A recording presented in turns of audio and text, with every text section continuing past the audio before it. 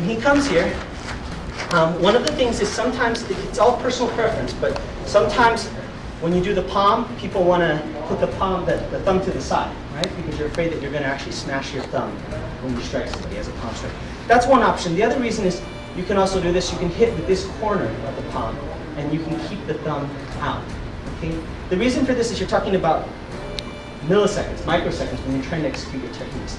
So one popular technique I'm going to show you guys, it starts from the bridge again. So when he throws a punch, I block, right? I connect. Once I connect, I have control, I know where he is, right?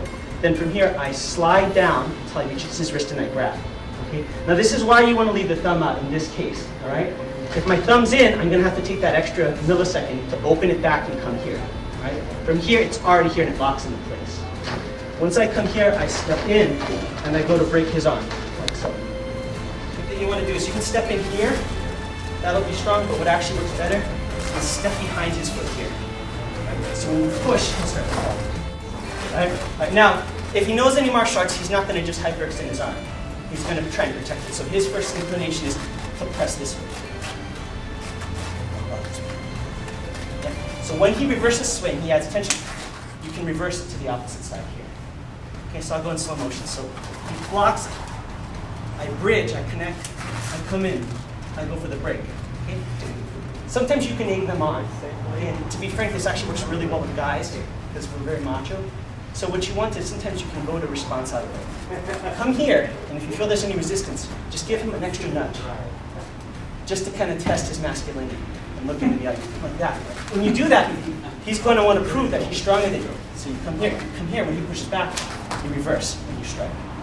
Okay, so from here, he pushes, I sweep my hand down, and I hook here. It can be here, but he's guarded. So I'm going to go here. Okay? Remember that coming up portion here? You can follow through. And then come here, follow through with the elbow. And when you come back down, place the elbow on his sternum and drag him down. All right? So we're going to work on that. His other hand will do something, right? So sometimes it's just a matter of his hands there. Just step in like this, right? Yeah. You have your whole arm. It's not just your hands you can manipulate.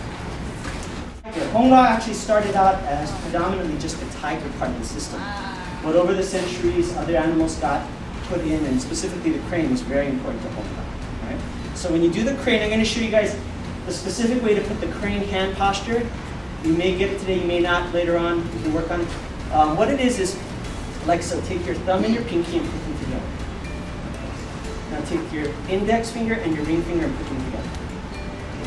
Now put your middle finger on top. So this makes one shape, one tiny shape of a beak. Right? Remember we were doing this in the beginning? So this is kind of an easy application. This looks like it's just warm-up. But one of the sayings in Kung Fu is, for one move, there's 1,000 applications. There's many ways to use it. So even this warm-up is a really simple one, but it's a really, really fun exercise, especially for self-defense. So he comes in. When I bring my hand down, you don't just have the crane's beak, you have the top of the head. So this is another one. I like using techniques like flushing the tiger where you reverse it, where if somebody's stronger than you, you can out-technique. If you rely on strength, when somebody's stronger than you, they're going to beat you. So you have to be able to have higher level skill. Okay? So this is just a simple one. I'm just going to push from that side, and I'm going to block. When I block, I push down like this. Right? And just so you know, when you push down, any motion that goes down, don't literally push down. Just let gravity take over. Right? You start it, and you just let it drop. So he punches in, comes down. See how his head goes forward? Okay. Now same thing, I sometimes like to provoke a response. So what I'll do is once I come down here, I'll push down. And give him that look, that I'm stronger. Okay. When he pushes up, come straight up under his chin, like this. Right? I'm going to do it back here so I don't tag him, but we'll do it down here like this. Okay. So he punches, I come down, he pushes up, and I just reverse like this. And come under his chin. All right? Okay? So again, he's his own undoing. All right? So that's a very simple technique. And when you hit, just come straight up, follow through. Follow all the way through. Okay? If you go to the wrist, when you come up, you're not going to clear the chin. So come out here. All right? Now let's just go slow. When they push up, you're just going to relax and bring this up under their chin. Okay?